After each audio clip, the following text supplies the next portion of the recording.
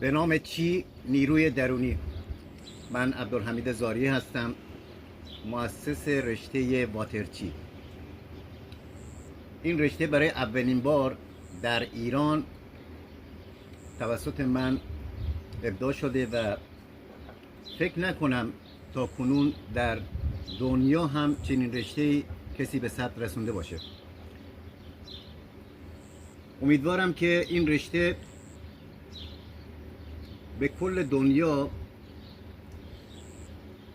بره و تک تک جوانها و حتی آدمای مسن که علاقه دارن به این رشته ادامه بدن، چون این رشته باعث تقویت روح و جسم میشه و عضلاتی که تحلیل رفته مخصوصا در آدمای مسن دوباره بازیافت بشه و سلامتی خودشونو به دست بیارن.